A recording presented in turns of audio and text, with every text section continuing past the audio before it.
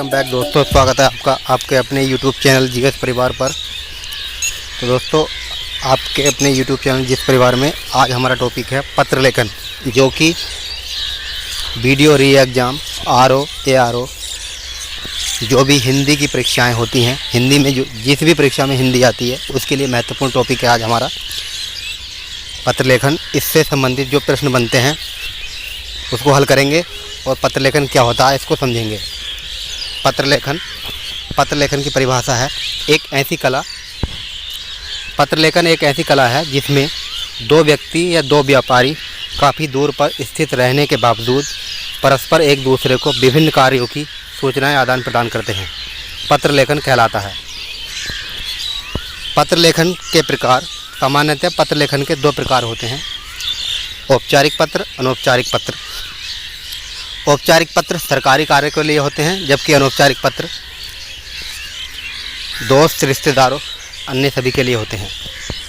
जैसे औपचारिक पत्र कार्यालय अधिकारी के लिए होते हैं, अनौपचारिक पत्र रिश्तेदार, मित्रों आदि के लिए होते हैं।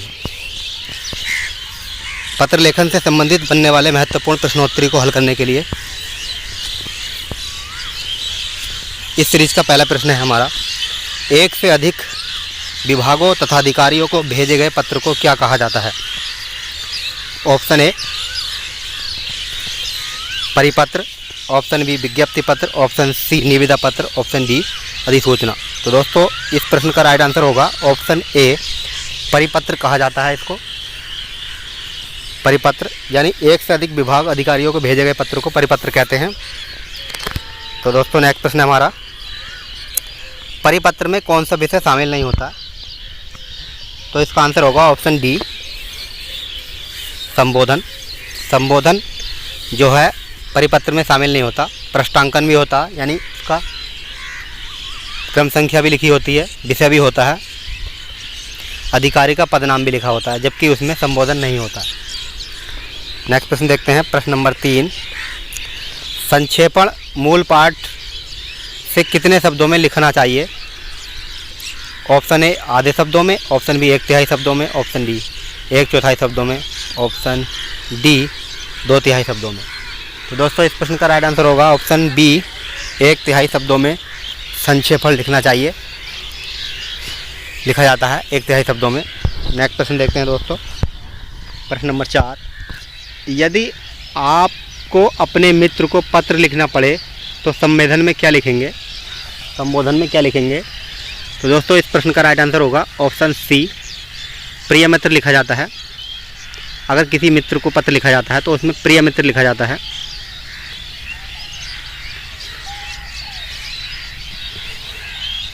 जबकि अधिकारी को महोदय लिखा जाता है और पूजनीय पिताजी को लिखा जाता है। तो दोस्तों, नेक्स्ट प्रश्न देखते हैं, प्रश्न नंबर 5, अधिसूचना विज्ञप्ति सूचना का प्रयोग किस क्षेत्र में नहीं किया जाता? यानी अधिसूचना का प्रयोग जो है कर्तव्य में नहीं किया जाता, जबकि नियम, आदेश और अधिकार इन सब में किया जाता है, कर्तव्य में नहीं किया जाता।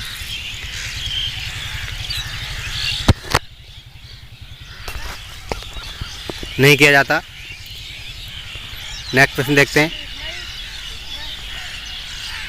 यदि किसी अधिकारी को पत्र लिखना हो तो संबोधन में आप क्या लिखेंगे? तो दोस्तों, इसका आंसर होगा ऑप्शन ए माननीय महोदय लिखा जाता है। अधिकारी को पत्र लिखते समय माननीय महोदय लिखा जाता है। नेक्स्ट प्रश्न देखते हैं,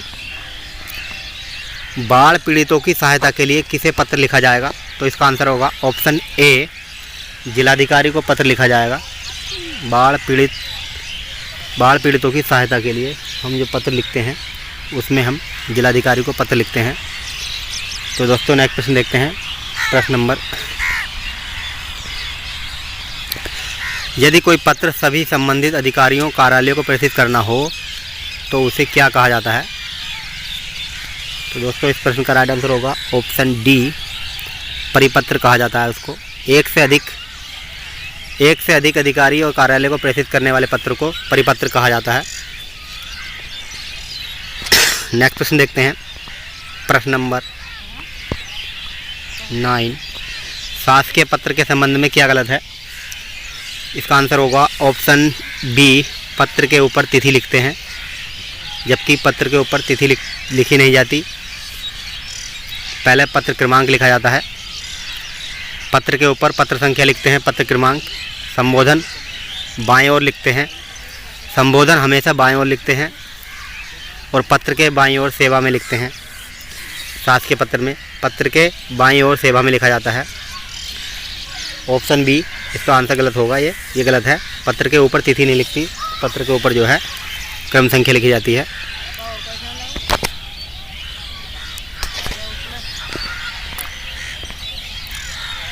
नेक्स्ट प्रश्न है, मच्छर के प्रकोप के संबंध में शिकायत पत्र लिखना हो तो किसे लिखा जाएगा? तो इसका आंसर होगा ऑप्शन ए, माननीय स्वास्थ्य अधिकारी को लिखा जाएगा शिकायत पत्र। नेक्स्ट प्रश्न देखते हैं, प्रश्न नंबर 11। विद्यार्थी पत्र लिखते समय अपने प्रधानाध्यापक को अभिवादन में क्या लिखेगा? तो इसका आंसर होगा ऑप्शन ए, आपका आज्ञाकारी शिष्य लिखा जाता है, जबकि सारे ऑप्शन गलत हैं। ये इसका ऑप्शन ए इसका आंसर होगा। नेक्स्ट प्रश्न देखते हैं, जब एक अधिकारी दूसरे अधिकारी को व्यक्तिगत नाम से पत्र लिखता है तो उसे क्या कहते हैं? तो उस पत्र को अर्धशासकीय पत्र कहा जाता है।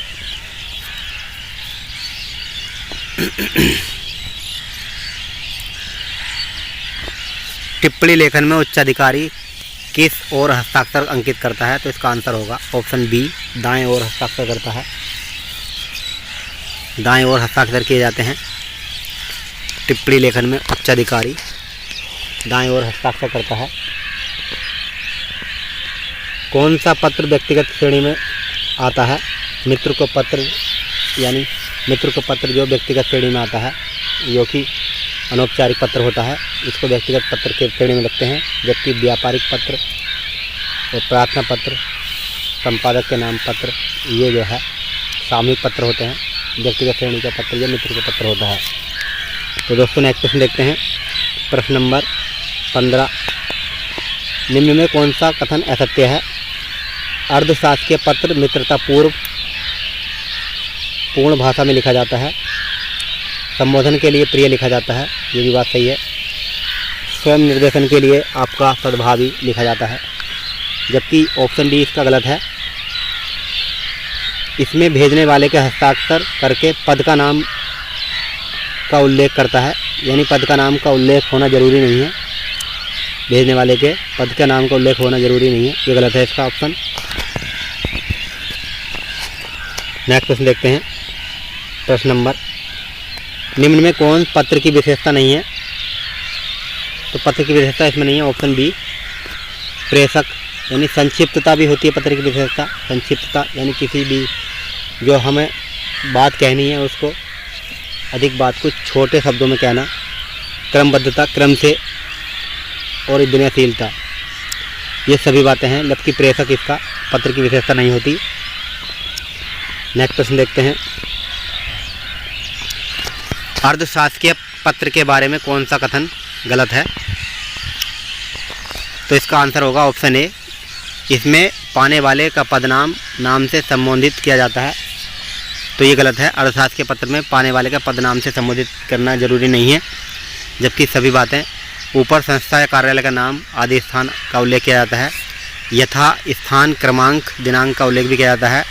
बाईं ओर प्रेषक का नाम और पदनाम लिखा जाता है, जबकि हस्ताक्षर उसमें दाईं ओर किए जाते हैं। जिसमें पाने वाले का पदनाम के संबोधित करना जरूरी नहीं है। नेक्स्ट प्रश्न देखते हैं, जब कोई सरकारी पत्र, ज्ञापन, कार्यालय ज्ञापन एक साथ अनेक प्रेषितों को भेजा जाता है तो उसे क्या कहते हैं? तो इसका आंसर होगा ऑप्शन बी, इसको परिपत्र कहा जाता है। एक से अधिक प्रेषितों को भेजे गए पत्र को जो है परिपत्र कहा जाता है। नेक्स्ट प्रश्न देखते हैं, प्रश्न नंबर 19।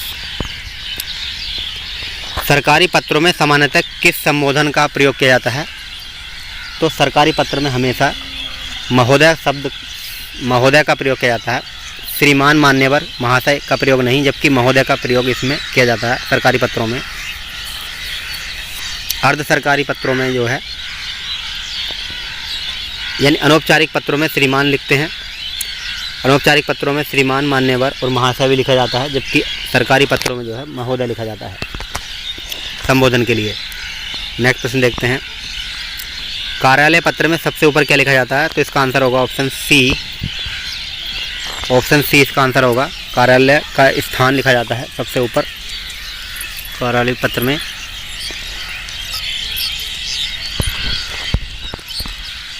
पूर्व में प्रेषित पत्रों की याद दिलाने के लिए भेजा जाने वाला पत्र क्या कहलाता है? तो यानी इससे पहले जो पत्र भेजे गए हैं उसमें पत्रों की याद दिलाने के लिए कौन सा भेजे गए पत्रों को याद दिलाने के लिए भेजा गया पत्र क्या कहलाता है? तो इसका होगा अनुस्मरण पत्र कहलाता है। अनुस्मरण पत्र भेजे गए पत्रों की याद दिलाने के लिए क्या होता है। नेक्स्ट प्रश्न देखते हैं, व्यक्तिगत पत्र के संबंध में कौन सा कथन असत्य है? तो इसका आंसर होगा ऑप्शन डी। ये कथन सभी सत्य हैं। इसके अंतर्गत बड़ों की तरफ से छोटों को पत्र लिखा जाता है। इसमें छोटों की तरफ से बड़ों को भी पत्र लिखते हैं व्यक्तिगत पत्र में। इन पत्रों में सरलता और अपनी कुशलता का समाचार लिखते हैं, जबकि इसमें जो है इन पत्रों को आपसी संबंध का कोई प्रभाव नहीं पड़ता, ये नहीं लिखा जाता। ऑप्शन डी इसका आंसर होगा। नेक्स्ट प्रश्न देखते हैं, प्रश्न नंबर 5।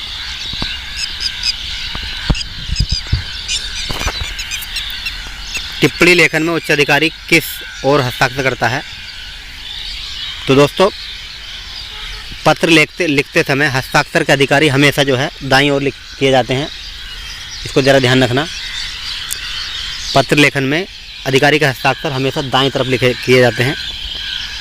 तो दोस्तों देखते हैं नेक्स्ट प्रश्न, प्रश्न नंबर 24। गंदगी की समस्या से पीड़ित मोहल्ले वासियों की ओर से नगर पालिका अध्यक्ष को लिखा गया पत्र क्या कहलाता है? किस श्रेणी के अंतर्गत आता है? तो गंदगी की समस्या से निपटने के लिए तो हम शिकायत ही करेंगे, प्रार्थना तो करेंगे नहीं। प्रार्थना पत्र कि भाई आओ हमसे हमारी प्रार्थना स्वीकार करो कि हम पीड़ित गंदगी हटा दो। आवेदन भी नहीं करेंगे, व्यवसाय भी नहीं करेंगे। इसका आंसर होगा ऑप्शन डी, शिकायत पत्र है, शिकायत की जा सकती है। तो दोस्तों नेक्स्ट प्रश्न देखते हैं, विभिन्न घटकों में से सरकारी पत्र में कौन सा घटक नहीं पाया जाता? तो सरकारी पत्र में अभिवादन नहीं होता, जबकि संबोधन, स्थान का नाम और दिनांक सब होते हैं, जबकि अभिवादन इसमें नहीं होता। सरकारी पत्र में अभिवादन नहीं होता है। नेक्स्ट प्रश्न देखते हैं, जिस व्यक्ति को पत्र लिखा जाता है उसे क्या कहा जाता है? यानी जिस व्यक्ति को पत्र लिखा जाता है उसे क्या कहा जाता है? तो उसे प्रेषित कहते हैं। प्रेषित जो है पत्र प्राप्त करने वाला होता है, जिसे पत्र लिखते हैं हम उसको प्राप्त करने वाले को प्रेषित कहा जाता है। प्रेषक जो होता है पत्र भेजने वाला होता है, और प्रेक्षक जो होता है पत्र देखने वाला होता है। प्रेषण जो होता है पत्र भेजने वाला होता है। पत्र भेजना, प्रेषण का मतलब होता है पत्र भेजना, और प्रेषक का होता है पत्र भेजने वाला। कार्यालय आदेश में सबसे ऊपर लिखा जाता है, क्या लिखा जाता है? कार्यालय का नाम। कार्यालय आदेश में सबसे ऊपर जो लिखा जाता है, इसका आंसर होगा ऑप्शन ए, कार्यालय का नाम लिखा जाता है सबसे ऊपर कार्यालय आदेश में। तो दोस्तों नेक्स्ट प्रश्न देखते हैं, प्रश्न नंबर 28। कार्यालय पत्रों की भाषा कैसी होती है? तो इसका आंसर होगा ऑप्शन बी, औपचारिक भाषा होती है। कार्यालय पत्रों की सभी भाषा औपचारिक होती है। सभी कार्यालय पत्रों की, सरकारी पत्रों की भाषा औपचारिक होती है। नेक्स्ट प्रश्न देखते हैं, प्रश्न 29। परिपत्र के श्रेणी के पत्र में आता है। परिपत्र किस श्रेणी के पत्र में आता है? जो परिपत्र होता है कार्यालय पत्र या सरकारी पत्र की श्रेणी में आता है। व्यक्तिगत, पारिवारिक और सामाजिक पत्र जो हैं ये अनौपचारिक पत्र होते हैं, ये औपचारिक पत्र होता है। परिपत्र हमेशा औपचारिक पत्र होता है, जबकि कार्यालय पत्र में इसको गिना जाता है।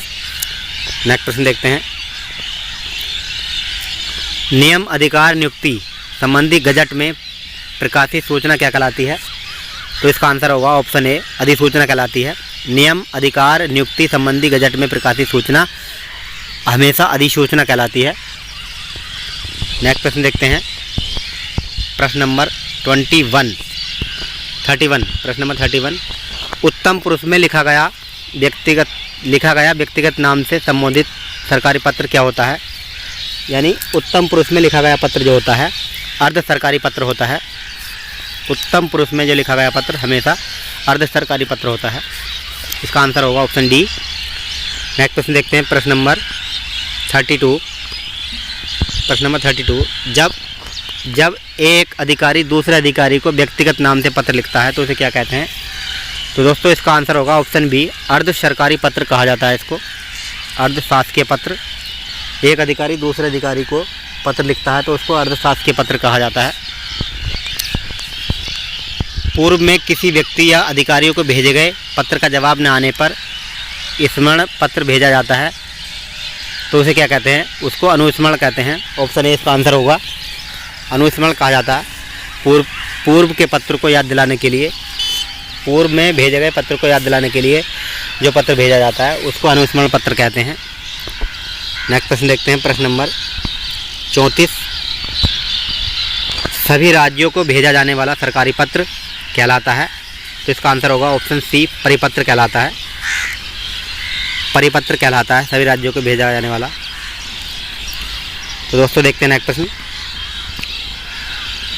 परिपत्र में निम्नलिखित में से क्या नहीं पाया जाता। तो परिपत्र में जो है संबोधन नहीं होता है, पृष्ठांकन, विषय, अधिकारी का पदनाम सभी लिखे होते हैं, जबकि संबोधन नहीं होता। संबोधन जो व्यक्तिगत पत्र में होता है, परिपत्र में नहीं होता। तो दोस्तों देखते हैं नेक्स्ट प्रश्न। प्रश्न नंबर 36 अधिसूचना का प्रकाशन किस पत्र में किया जाता है। अधिसूचना का प्रकाशन किस पत्र में किया जाता है। तो दोस्तों इस प्रश्न का राइट आंसर होगा ऑप्शन डी, राजपत्र यानी गजट। गजट में अधिसूचना का पत्र प्रकाशन किया जाता है। नेक्स्ट प्रश्न देखते हैं। एक विद्यार्थी को अपने स्कूल के प्रधानाचार्य को अभिवादन में क्या लिखना चाहिए। तो दोस्तों इसका प्रश्न होगा, आंसर होगा ऑप्शन सी, आपका आज्ञाकारी शिष्य। एक विद्यार्थी अपने स्कूल के प्रधानाचार्य को अभिवादन में क्या लिखना चाहिए। तो इसका आंसर होगा ऑप्शन सी, आपका आज्ञाकारी शिष्य लिखा जाता है। जबकि ऑप्शन ए, आपका मित्र, भवदीय, आपका सेवक, ये नहीं लिखे जाते। इसका आंसर होगा ऑप्शन सी। नेक्स्ट प्रश्न देखते हैं प्रश्न नंबर 38 निम्नलिखित में से कौन कार्यालय पत्र की विशेषता नहीं है। तो कार्यालय पत्र की विशेषता नहीं है, ऑप्शन बी इसका आंसर होगा। पत्र सामसिक और अलंकृत होने चाहिए, ये कोई ज़रूरी नहीं है। कार्यालय पत्र में सामसिक अलंकृत होने चाहिए, जबकि उन्हें चिन्हांकन में अनुच्छेद का प्रयोग समुचित किया जाना चाहिए। पत्र की संक्षिप्तता उत्पादन से युक्त होनी चाहिए। कार्यालय पत्र उद्देश्यपूर्ण शिष्ट भाषा में होना चाहिए, ये भी सही है। तो दोस्तों देखते हैं नेक्स्ट प्रश्न। सामसिक प्रशासनिक क्षेत्र में पत्र लेखन का कार्य क्या होता है। तो इसका आंसर होगा ऑप्शन ए, स्थायी प्रलेख का होता है। सामसिक प्रशासनिक क्षेत्र में पत्र लेखन का कार्य स्थायी प्रलेख होता है। तो इसका आंसर ऑप्शन ए होगा। तो दोस्तों देखते हैं नेक्स्ट प्रश्न। सेवानिवृत्ति के लिए की जाने वाली घोषणा किस पत्र के अंतर्गत आती है। अगर कोई व्यक्ति रिटायर्ड होता है, अपनी जॉब से अगर किसी व्यक्ति को सेवानिवृत्त किया जाता है तो उसको उसकी घोषणा किस पत्र में आती है। तो वह अधिसूचना में आता है, अधिसूचना या गजट में दर्ज किया जाता है इसको। तो दोस्तों देखते हैं नेक्स्ट प्रश्न। प्रश्न नंबर 41 ईमेल के संचार माध्यम के अंतर्गत आता है, क्या आता है। ईमेल के संचार माध्यम के अंतर्गत जो ऑप्शन डी इसका आंसर होगा, आधुनिक दृश्य माध्यम होता है। ईमेल में जो दृश्य माध्यम होता है तो इसमें जो है ऑप्शन डी इसका आंसर होगा, आधुनिक दृश्य माध्यम ईमेल के संचार माध्यम में प्रयोग किया जाता है। तो दोस्तों नेक्स्ट प्रश्न देखते हैं प्रश्न नंबर 42 प्रारूप लेखन का क्या अर्थ होता है। प्रारूप लेखन का अर्थ होता है पत्र का प्रारूप तैयार करना। ऑप्शन ए इसका आंसर होगा, पत्र प्रारूप तैयार करना इसका अर्थ होता है। तो दोस्तों नेक्स्ट प्रश्न देखते हैं। प्रश्न नंबर है हमारा 43। एक पिता अपने पुत्र को पत्र लिखते समय उपयुक्त अभिवादन में क्या लिखता है? तो इसका आंसर होगा ऑप्शन सी, शुभ आशीर्वाद लिखता है। पिता जो होते हैं हमेशा शुभ आशीर्वाद लिखते हैं। अपने पुत्र को पत्र लिखते समय हमेशा शुभ आशीर्वाद लिखते हैं। तो दोस्तों ये पत्र लेखन से संबंधित कुछ महत्वपूर्ण प्रश्न थे जिसको हमने आज हल किए हैं, जो कि परीक्षा की दृष्टि से बहुत ही महत्वपूर्ण होंगे।